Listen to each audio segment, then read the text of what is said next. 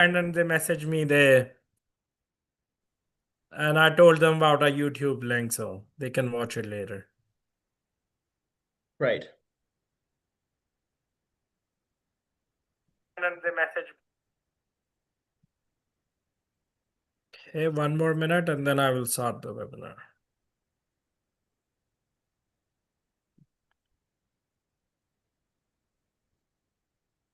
Okay.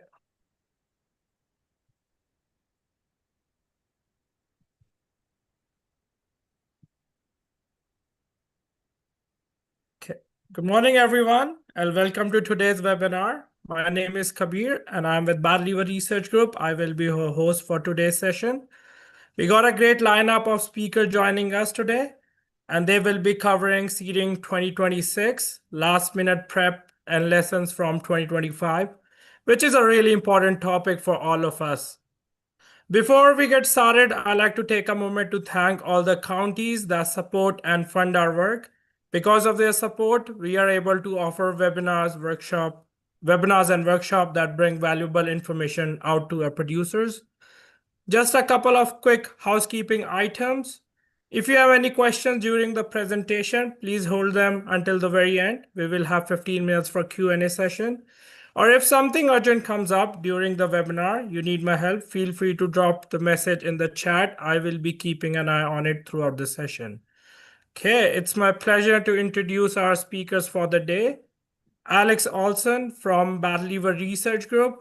He's a field coordinator at Berg, where he oversees small prod trials and coordinates applied research activities across the region. Please join me in welcoming Alex as he shares the insight for this year's work. And we have Blair Kiefler, is a grain farmer from Galahad, Forestburg area, and holds a bachelor degree in agriculture from the University of Alberta. He grows a range of crops, including peas, wheat, barley, and canola, and is well respected for his practical experience in the region. All right, let's get started. Over to you guys. Good morning, everyone. Thanks so much for attending. So today we're just going to go over some of the challenges with this time of year. Obviously, it's a very busy time of year, lots to remember and keep track of. And we'll kind of just talk through some of those challenges, how to address them, some things to remember that we've picked up on in past seasons. And later on, I'll have a few research trials that have been done on spring seeding, timing, depth, those kind of considerations. So first thing we're going to talk about is just checking over everything you need. What's your checklist for the spring?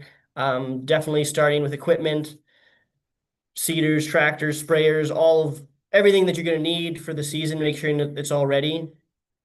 You want if I jump in here? Go ahead. Yeah. Yeah. So I'm coming from the kind of the practical side, and Alex, he's got kind of everything that he's got to work on here, just smaller versions. So what we got to get, I'm going to look at it from a practical side. I'm going to talk about what I'm specifically doing right now. I have a guy out putting air in tractor tires right now, checking drill tires.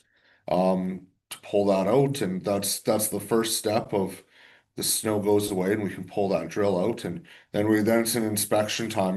I put it away, you kind of know what you've got, and I have parts ready, but you always got to be ready for a couple more issues on the drills especially. Yeah. Yeah, for sure. And for us this year at the research station, we actually have got a new drill. That was part of a grant from the government of Alberta, supplying research groups with a little bit of capital funding. And so we were able to purchase a new drill this year. And so we have a lot of work to do to get that thing ready for the field. We have to make sure we know how to work it. It's new, so there's a lot of things that way. Setting up the depth is going to be really important. Even transporting it, because it's new, we haven't transported it a bunch, so we're gonna have to figure out how does it fit on our trailer. That's a little different with our equipment. We get to put it on a truck and take it to every site on the road. I know in conventional farming, you have to be on the road, but you're taking up a lot more space. You can't necessarily drive at a higher speed. I joked with Alex the day it arrived, and a new drill is actually sometimes the most inconsistent drill. You get a brand new drill and you think it's just going to hit the field, and that's often not the case. Sometimes there's always little hiccups. Myself, I run a 2015 Morris C2 drill from brand new, and it's reliable, it's good. But yeah, we had issues the first year when we ran it, and but now we're getting into where it's more wear and tear items, and seeing things that are starting to wear out on it after it's about 10 crops in. So my plan is to do it at least another 5 out of it. Get what you can get out of it. And then some of the other things to look at is other equipment that we're going to be using. So I know for us, our pre-seed sprays are super important to make sure our plots are clean and we don't have to do much hand weeding in the season. I know that's not a consideration on the farm necessarily, but the weeds are definitely a big problem. And so having your sprayer ready to go, make sure everything is clean and you're not going to have problems that way. We've had years where there's been a nozzle or something that wasn't working and there's been a missed nozzle pass, and then that causes problems and headaches, and it's just any little bit of prep you can put in now on that kind of stuff is going to be way better than having a headache later. In addition to that, we're also planning all of our trial fertilizer and seed. I know that most farmers have all their seed ready and the fertilizer ready by now, but even planning, where's that stuff going? How much are you using on each field? Sometimes your soil test results, you might not have those yet. So you have to do a little more calculating after you get those and stuff. So for us, we always take our soil samples kind of now in early spring. Right now I haven't got them yet because there's still some frost in the ground, but we'll start to do that. And then we can calculate every plot, every crop, which fertilizer it's going to need, how much of each one, and that kind of stuff. So just thinking through how do we have that stuff ready so we can package it and get it ready for seeding in time.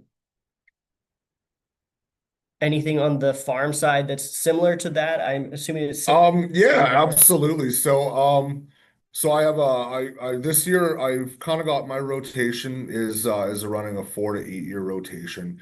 I have my seed ready, I got barley seed ready, wheat seed ready, and I have some flax seed. I'll be putting a half section of flax in. And pea seed will be cleaned immediately before I put it in the ground. I don't like to store pea seed. I don't have a nice conveyor or anything like that. So gets hauled to the seed plant and treated, put on truck, and then immediately into the ground. So it's all about having what you can ready, ready to go, and then working with, your local retailers. I get seed treatment done from my local Richardson here. They just bring out their storm treater, comes right out of the bin into my truck. So that's always nice having that as a logistical consideration. I've been quite happy with that. I don't have to treat my own seed. And I don't have to store treated seed, which is a big thing. So I really like that. And just deciding which fields, start looking at fields. You know your land, right? There's some fields you can get on that are maybe a little hillier. There's some that have that big slough in the middle that you're going to plant your tractor in, and you shouldn't go in there, but you want to go in there. And so you start kind of deciding how you're going to get where you're going to work, for the logistics of your rotation, making it easy and for harvest as well. And I know at least with myself and even a lot of my other farmers I know in the area, everyone's trying to do block areas of certain crops to make harvest a little easier. It's rather than running around to each individual quarter, if you can have a block of 500-600 acres of a crop, I mean that's always nice, and it's not always possible, but yeah, that's kind of where I'm dealing in terms of logistical planning. Trucks, I'm done hauling grain. I got to get them cleaned out ready so they're nice and clean, so I'm not getting any sort of contamination in my seed or my fertilizer once I start hauling that. And the big thing is getting the drill pulled out, getting it ready. Not everyone's got a new drill, Alex. Yeah, it's a big job. So some specific things on the research side. Now, this stuff probably won't apply in a direct way because our plots are set up differently, but in some ways, preparing for the season is going to be similar. So we have a bunch of different trials where we're going to be trying different chemicals or different seed. And so planning out where those are going, organizing the maps of where each treatment goes in that. For me, I also have student training, so I bring in some summer staff. They start usually in May, which is kind of unfortunate. It would be nice if they started early so I had more time to train them, but we kind of just hit the ground running and train them in the field. Depending on your operation, you might have staff to train. You know, if you can, bring them in a little bit early, get that training done. There's a lot of things that you can learn just by being around, so that can be helpful to start earlier. For us, we also get to select our sites. I know you just have to work with the land that you have, but we have to kind of pick sites that are level, elevation isn't too crazy. We look for things like weeds, see if we can find a spot with less weeds that we have to deal with in the year. Definitely the stubble, we have to look at the rotation of which trials go on which stubble. And one of the problems we've run into before is different chemicals. And this is where your own records as a producer are super important. If you don't have a good record of what you've sprayed on each piece, you can run into real big problems with carryover of chemical that affects the next year's crop. We've done trials on some kind of different things like lentils, and then we run into problems where people have sprayed chemical that affects them in the season. So it's definitely good to know everything that's been sprayed in the years before. Do you have anything that kind of correlates to Absolutely. farm? So I do a lot of plots on my farm. I have in the past worked with the research group. I'm on the board. I'm aware of what they do, but I was a Pioneer seed rep for 7 years. So I've done lots of canola trials. He talks about site selection, how important that is. You know, you're trying to showcase off your plots as well as get good data from them, and you want to make them easy to read. Comparative repetition's always good if you can do that. You know, for example, last year I had Piola in a field and I had replicated trials of different anhydrous rates on it, way wagoned out. So you got to plan that ahead. You got to kind of have an idea in your head and lots of flags on your drill and make notes. And I think I run a little bit more by the seat of my pants with my trials than Alex does. But I always have an idea.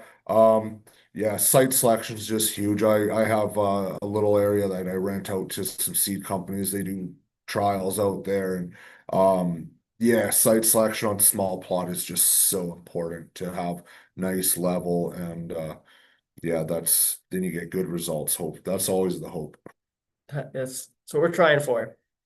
Kind of going back to things that can be new problems and stuff. So there's a quick picture here of our seeder, the new one. New one. This is pillar laser openers, disc drill. Yeah, so we're very excited to try this out in the ground. We just got it in, so we weren't able to test it when it got here because it's still pretty frozen out there. But we're gonna have to start doing a bunch of tests, and I'm hoping to seed most of our trials with the new drill this year. My guess is we probably won't because there's gonna be things come up where we just don't know how to make it work the way we want it to. That's called a test trial too. Then you can compare them. Honestly, like that's another trial. You know, you can go and do some side read, then you got to hook tractors up. I guess that's. I think I'm kind of just assuming that we're gonna have to because that's the way it is. Yeah. Another thing to consider is if you're trying something new in your own fertilizer rotation or any product that's new, kind of get a feel for how it's going to work. I've talked to some other groups that have been using a new phos fertilizer, for example, that had a different prill size than something they were using before, or granular size, and then that changed how everything worked for them. So make sure that you're testing things like your rate. And if your newer products are working the way you think they are, just because those things can really mess up what you're trying to do. I don't know, is this showing us, or I don't think that's showing people where we are, but Not sure. this is the back of our new drill. Again, we've got some fun stuff on there. You can kind of see we've got the liquid kit on the front. That's going to be new for us. So we're going to be testing that out. We've got a bunch of connections because it's new that they don't necessarily go to our tractor. We're going to have to buy a bunch of new things and adjust that. So anytime you have something new, you have to go through step by step which pieces are going to work with our current equipment, which pieces are not. We're going to have to figure out a way to make sure that our current GPS system, RTK, is going to work with the flow rate for the liquid kit and all that kind of stuff. Before we can do a trial for sure, we'll have to do a couple practice passes to make sure everything's working. Like the first year of the drill, man, you got to learn everything new. Yeah, so we're excited, but it's definitely a reminder to anybody, whether or not your drill's new, if you're trying anything new products, make sure you test it and you double check to make sure it's working the way you think that it is. Do you have anything on that, or should I jump into some of these data from some of the research plots? Let's do some data on here, and then I know Kabir said I don't know if I can't see how many people are, but if people have questions too, Yeah, there have you is been getting any, Kabir? Because 8 people. yeah, and if anyone has any questions, feel free to we can get them to us, we'll answer, because I'm a pretty open book on what I do, so I like questions as well, and Alex has a nice presentation. So, but yeah, I think let's talk about that, and I have some more kind of practical things I'm going to try to implement on my farm as well. Sounds great. So I'll share a bit of this, and then we can do some questions once they come up. So this was a trial that we did, I think it started in 2020. I know that it was run for sure 21 and 22 here.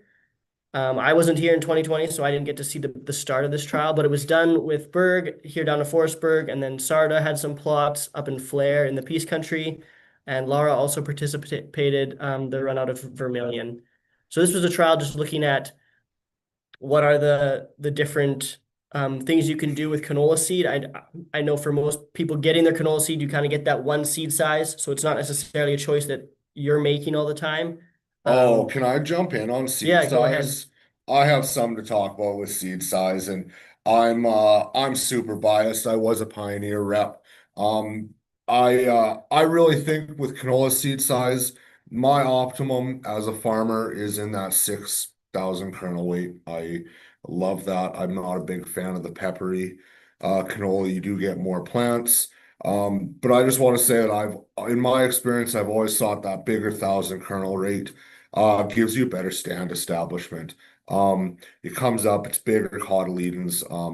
That is something I really believe in. There's always that talk about, which seed do you want? Do you want a lot of the little or less of the big stuff?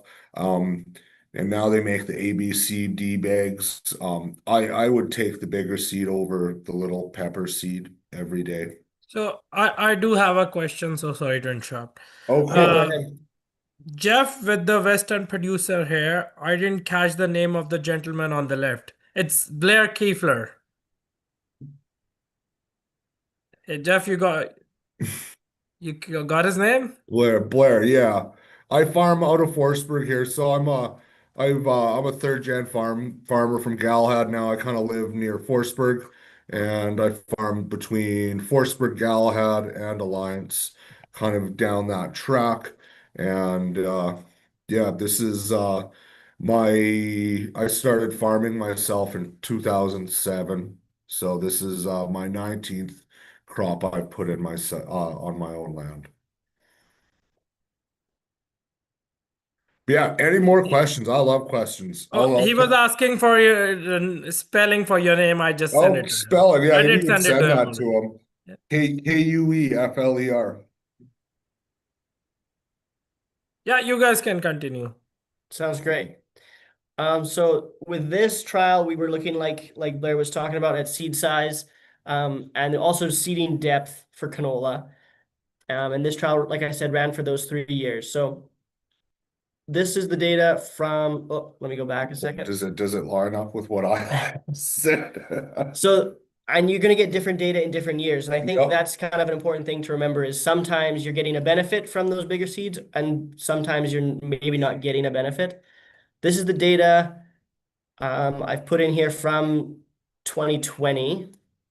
And so if you can look at the data, I don't know if you can see my pointer, but if you look in the column that talks about yield, sorry, it's in kilograms per hectare, which I know that's a fun unit for everybody to look at, but you can still tell which one's got the most yield compared to the other ones. And then if you look over in the next column over, you have these letters in the mean difference of yield. So what those letters mean is there a significant difference tested by statistics that we can observe between these different seed sizes? So you can see the one that's highlighted there in the yellow that had a 5.3 thousand kernel weight, and it was seeded at 2.5 centimeters. So kind of a, your average depth, not super shallow, not super deep. We were testing that the deeper depth was at 4 centimeters seeding depth. So quite deep for canola. And you do see that the best one this year was kind of that mid-sized seed, not the super tiny ones, at that average type of depth. But you can also see that it's not a huge difference. If you look at most of the other ones, there's only a few that are actually significantly different. The numbers 3 and 4 there are significantly different. Those were smaller seed sizes. And then you can see our check at the very bottom of the chart was also different. That one had a bunch of different seed sizes all together mixed up. And I'll also again comment, I have notes here, you never know what's coming right in the season for moisture. Canola, you always want to be putting, I don't believe in setting it in the dust, at least in my area. That's never worked. And I have a lot of precision drills out there, half an inch. Is people always think the shallower the better, it's going to pop up better. But I've seen more mistakes at half an inch than playing it safe at 3/4 if you open that ground up and it dries up and you get it stranded. So I know myself, I tried half inch, man. I used to always be out there and really wanting it put in, and but I found I had more success one notch deeper, and I don't think it came up any later. And I like these results, Alex. It really does. Like 5.3 is a mid-sized seed, and I think you are kind of seeing a little bit of an advantage to me. Not statistical. It's hard to get statistical. Yeah, Farmer difference. I wish we had numbers that were always super different and they told us lots of good things all the time. But I feel like so often with the plots, you kind of get, oh yeah, there's a little difference, but it's not huge, and you're waiting for the next thing to make it. And I think that's farming. I think it's all the sum of everything. Which variety of canola are you going to grow? They say, oh, it's 4% better, and that's like a quarter of a bushel, or depending on, or 1% better, and stick with what and put it in the ground right, and hopefully everything goes well, because there's just so many differences that they all add up. Yeah, and just being aware of, okay, what kind of conditions do I have? This one kind of shows that in a year with fairly normal moisture, if I remember right, 2020, my numbers on that one are kind of in that average. This one is 2020. 2020, okay. I can't remember that far back. Every year's so different. I know that in our data we had a bunch talking about the 2021 results and how they were kind of a little more different. Actually, that's my next slide here. I'm not sure if everyone can see this one. This is the yields compared between 2021 and 2022. And for these ones, we even had less statistical difference. So in that last table it was showing, we had a couple plots that were different from each other. In these numbers, you can see there's a difference in the numbers there, but there is no statistical difference that is in those actual yields. Again, we can see that seed size. Again, if we go back to the 5.3 thousand kernel weight at 2.5 centimeters, it's pretty high, but it's not the highest in 2021. And we had slightly different seed sizes in 2022. So the smallest one we had was 4.5, and then it went all the way up. I remember 2022 when I was selling seed. Yeah, that was the first year I got lots of 8. Yeah, some bigger canola seed. But you can see in that one as well, we're not really looking at, again, a huge difference. In 2022 was definitely, I remember July that year was very hot. We had a lot of trouble with blossoms getting blasted and stuff like that. So again, these results aren't telling us, bam, this is the seed size you need, and bam, this is the depth that you need. And you kind of see they all are working to get a similar yield. In these trials, was there much consideration on plant counts after you did do right? I think that's yields so far out there in a lot of cases, like to get a half bushel difference, you're not going to really see that even in a small plot. But definitely, I think with the bigger seed, you do see trends typically of better, emergence, like better mortality, what actually comes up and makes a plant. Not only does it pop out, make cotyledons, but it makes a plant later. And that's I'll always talk about, the best time to really get your mortality is actually at swathing time or combining time, and then you can actually count your plants. What made a plant? and how much, compare that to how many seeds you actually put down. It's pretty, yeah, not like half. Yeah, you end up losing quite a few Yeah. throughout the year. And then to compare this data, we did have a comparison with another trial that was done at a little bit earlier. So this was a 2010 trial done in Lacombe and in Saskatchewan, in Indian Head, Saskatchewan. So this is not our data, but this is data from a similar trial looking at seeding depth of different canola. And for them, they didn't have the same exact results, but I just wanted to compare kind of the emergence data. Our emergence data had no statistical difference again, but from this trial, they saw that the days to emergence did take longer, as you would expect from seeding deeper.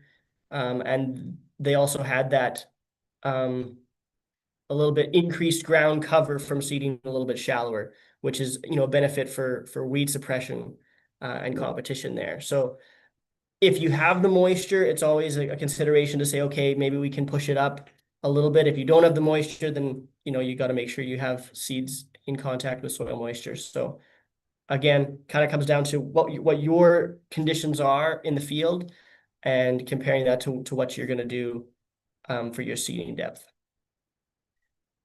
Do we have more questions there, Kabir, or is that something else in the chat? No, there's no questions yet. Okay. I'm going to bring up, since it looks like we're moving on to wheat now.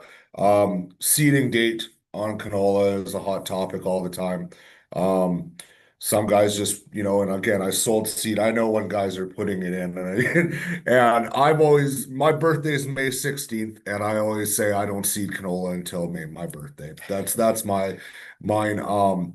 It makes such a big difference on your seeding date. No one likes to reseed. I've seen so many successful, May 10th, before May 10th, canola is put in. Some guys will start on the 6th to 10th. And again, this is in my area in Forestburg. It's amazing what a couple days will make difference, not only in your stand establishment, but what I've really noticed is in the flea beetle control we get out of it.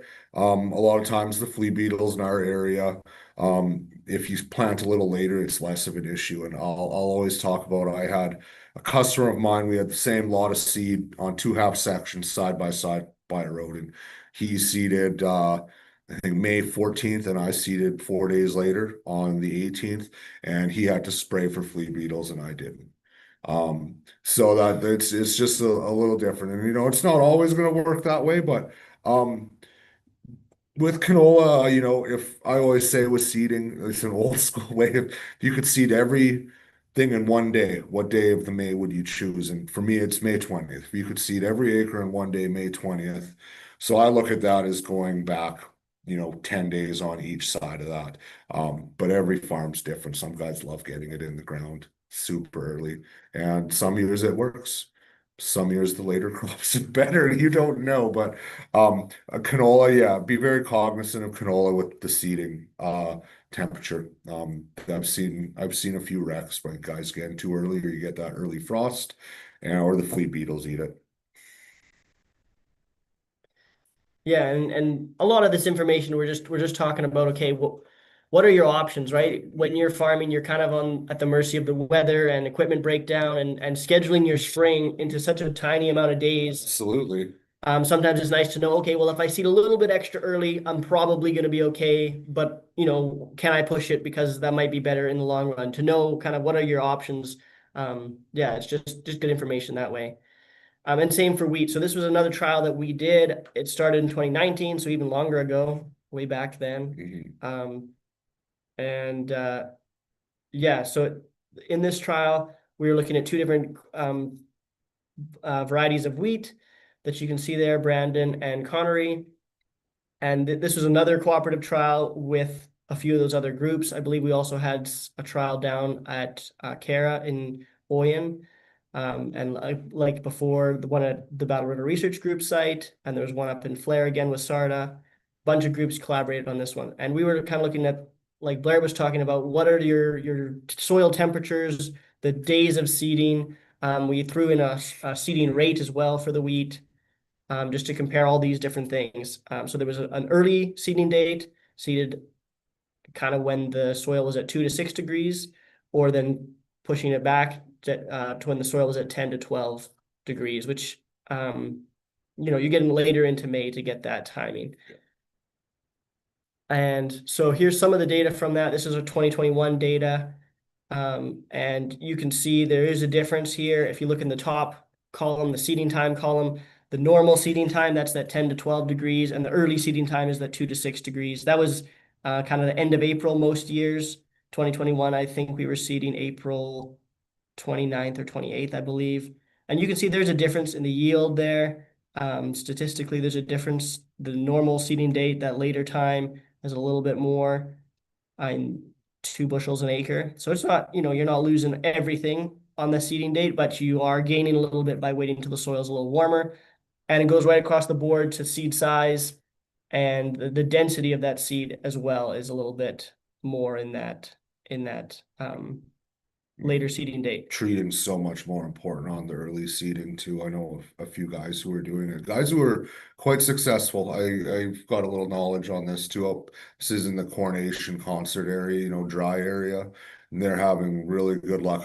What day is it today? It's the 11th, and I think they're already talking about, like, as soon as they get in the field, they're gonna go drop some weed in the ground, and it's been working really well for them. They're happy, and that it's all area dependent. And how many acres do you have to put into?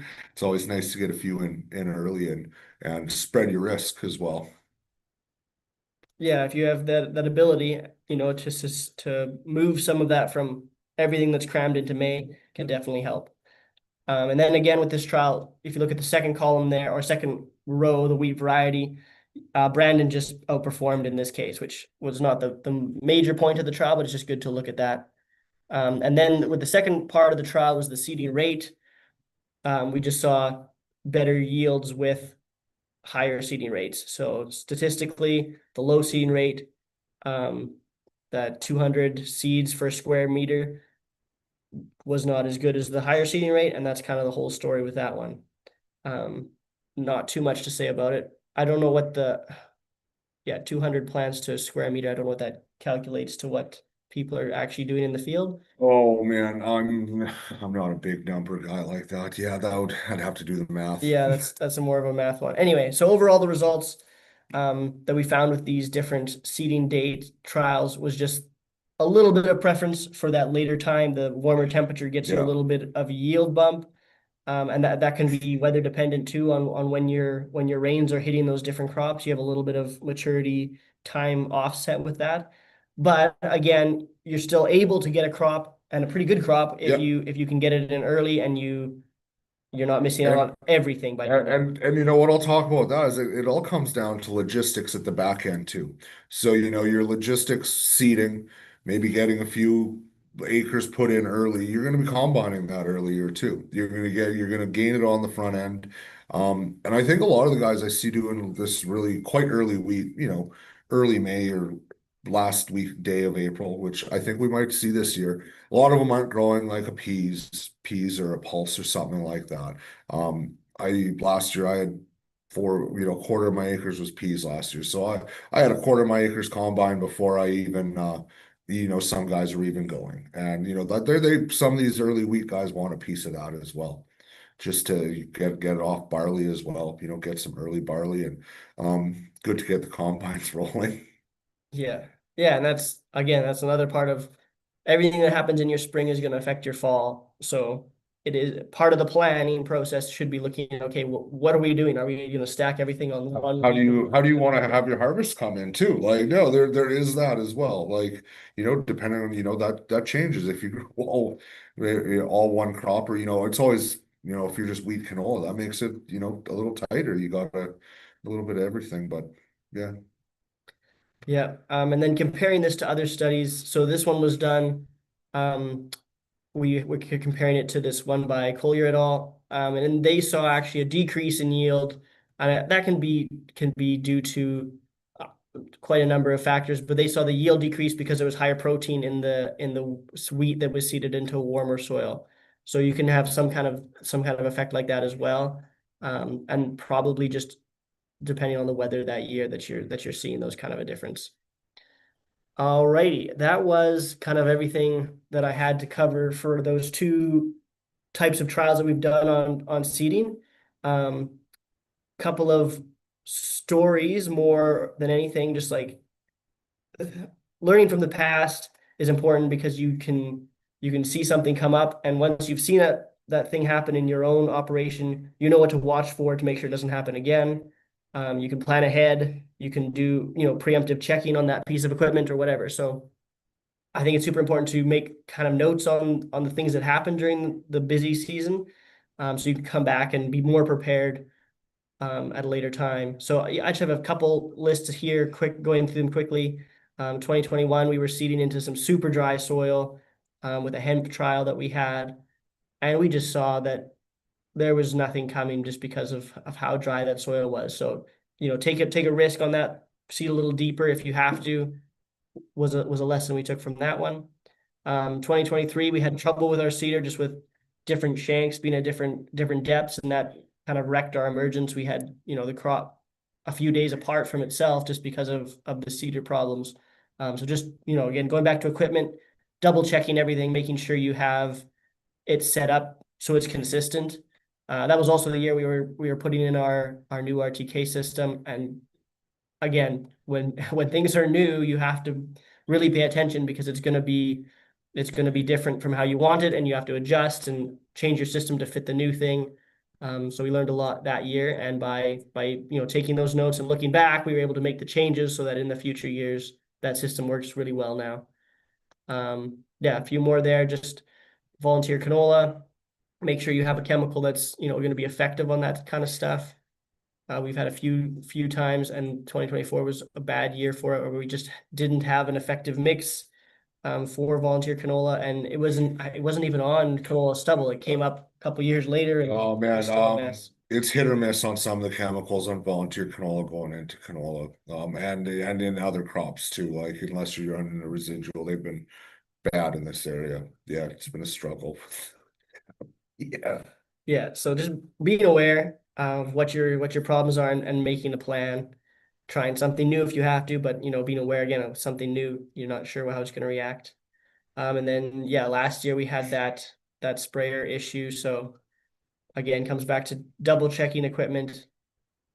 Any questions now? We got some time for questions for sure. And yeah. Yeah. Are there any more questions? Like, if there's any questions, if there's someone who doesn't like typing, they can always raise their hand and I can allow them to talk. Like, so what's that chat mean? Okay, is there something else you want to add on to conclude your both You of know, your I'm gonna talk about just, like we talked, drill prep is really important, and I think most guys will have an idea what they need to do to their drill. Like Alex said, you kind of make some notes, and I'm gonna talk about what I'm doing. Just so my drills so I've kind of been upkeeping it. You gotta look at your openers. I've on my third year of these openers, so I'm feeling good about them. But as this drill gets older, I've noticed I got packers I got to change. So each individual arm on a Morris C2 has its own semi-pneumatic packer. I'm starting to break them, so I'm going to replace them. All the rest of them, I've changed about half last year. Uh, I'm doing wheel bearings on it. There's an update on the main frame going down the road. I had a wheel kind of almost go cockeyed on me going down the road. So we're going to be changing all bushings on them this fall, or not fall, this spring. I wish it would have been done last fall. And the conveyor, I got to rebuild my conveyor, put a new belt in. I'm a little afraid of what that's going to cost. I haven't seen the number on that, but I priced one out the last time I rebuilt it. It was a lot. But it's just there's a lot of things that can go wrong on a drill. Hoses are a big one. You can change them and then they're gonna wear out in season. You got to keep an eye on them. Tires, I hate having tire problems, but it's tires and batteries on my farm. Does anyone else have trouble with them? Yeah, they're a common one. But yeah, that's for me that and it's all got to be gone through and make sure everything's working. So yeah, that's what's ahead of me. I'm gonna be working on that, and like we talked, I got seed ready, I got fert ready, and um, hopefully Mother Nature cooperates. She's been kind of weird this last week. It just wants to snow and blizzard and get awful. So Yeah. Okay, A are little there any snow's not bad. questions? Yeah, I don't see any questions. Is no there anything else you questions. want to add? Like sometimes some people are slow at typing, right? So That's true. So yeah. we need to have them pop up on our screen, then we can look at them too, and they can talk to us. Not just that, they're not, we're not the best looking guys. Yeah. Is there anything else you want to add on to the presentation? Both of you, like by the time people are typing questions or they're thinking about it, what to ask and Um, geez, I don't know. Alex, I kind of I've talked about here I could talk about this. So, practical strategies to improve crop establishment. And I'll talk about what other farmers are doing right now. I know guys are going to be pumping sloughs here soon. The ground's still pretty soft, but as soon as it gets a little more firm, we're going to see sloughs getting pumped. Everyone wants to get all the acres. Um, I still have my harrowing to do. I believe in spring harrowing. I think it looks really pretty if you do it in the fall, but I like to break it up in the spring and I think get that soil blackened up a little bit, get some weeds growing, find out where all the wet spots are. Yeah, that's one another reason I like the spring harrowing. Um, yeah, and, Do you harrow like every field, or is it kind of depends on um, the spots? Man, I don't harrow my pea stubble, but typically I harrow everything else. I like harrowing the canola stubble to get those canola volunteers going. My barley stubble is going to be going to peas. That's typically pretty tough going. So yeah, I'd harrow everything but my pea stubble. Um, I don't know if there's years it wouldn't need to be done, but it's better just to have it done, I think, and not need it because it's very frustrating. No, the neighbors will drive by if you have piles out in your field, and Yeah. they'll talk about you. Yeah. Yeah, and for okay, I our guess there's plots, no questions at all. No questions. Okay, well, if Yeah. there's no questions, I think that's probably a wrap. Kind of, unless you got Is anything there to add, anything Kabir? else you want to wrap before I wrap? Like anything last thing you want to add? Just Good in luck. case somebody Good might have luck to question, all the right? Like I seed. like to give at least 10 minutes in the end, like if just in case. Yeah. Sometimes people are like, oh shit, I need to answer question, ask that question, and then they're typing. So yeah, one thing I would say is just keep your records, right? Like for us in the research, we have different kinds of records. We're taking data on specific things for the trial. But on my side of it, of just running the plots, I'd like to keep as much as I can written down. I have a file where I'm putting thoughts as I go through the year of like, okay, we had this problem. Why did it happen? How can we solve it in the future? Any kind of record that you can keep and go back to, organized in a way that you can find it again, of course. But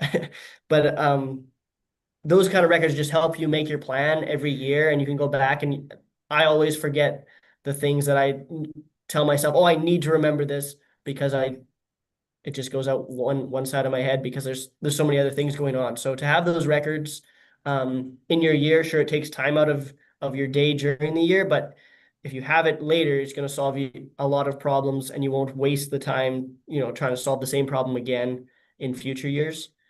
That'd be one thing that we could say. Yeah, I think that should be good. okay, somebody says no questions yet, but I may have some post meeting that's is way it usually works with me. Well, I'll be, I often talk on my farm. My one piece of advice is something is going to break down on you in the middle of seeding and you're going to be super annoyed. Um, but your reaction to the problem is more important than the actual thing breaking. When something breaks and you get mad or you yell at someone, no one's happy. Just you got to keep your head down and roll with the punches because something will break down and, yeah, your reaction is the only thing you can control outside of, Mother Nature issues and things breaking issues. And no matter how prepared you are, something's still going to happen. and keep a positive outlook on that, and you'll get through it. Yeah, and I mean, the same thing on the research side. We obviously have similar problems, and I think even more so just because of the number of staff we have. We usually have a few more people involved in every operation. So yeah, attitudes are super important because we're working in that bigger team. And I would just say that what I tell my staff every year is, if you tell me about a problem, if we bring it up sooner, we can fix it and we can go back and work on it. If we don't hear about it right when it happens, then we're going to have problems later that we can't go back and solve. It's a lot harder to solve a plot that didn't get seeded properly in June or July than it is, the day after what happened. So if you have the time, that proper communication, like Blair said, not reacting in a way that's Bite your tongue sometimes. Bite your tongue. Yeah, it's painful in the moment, but it's better to just focus down and solve the problem as it comes up as you can, rather than overreacting. Okay, I guess we can conclude the webinar. There's no questions at all. And I guess you All guys right. did an amazing job with your presentation. If somebody's saying if two of you can send me your email address, that way I can contact you. I will send you, Jeff, Yeah. both of the email once I'm done Pass with the that along, webinar. Kabir, and yeah, I can answer. I might check my email. I'm not as good at that as Alex, I guarantee that. Okay, I guess we can conclude the webinar. Thank you, Awesome. Alex Well, and Blair. thanks to everyone who came and joined us. Yeah. And I hope you got some practical knowledge out of me and some knowledge out of Alex. I thought it's always interesting. I love seeing how the researchers do it. You can utilize a lot of that on your own farm. Perfect. Thank you, Alex and Blair, for giving us your time today and sharing such a valuable insight.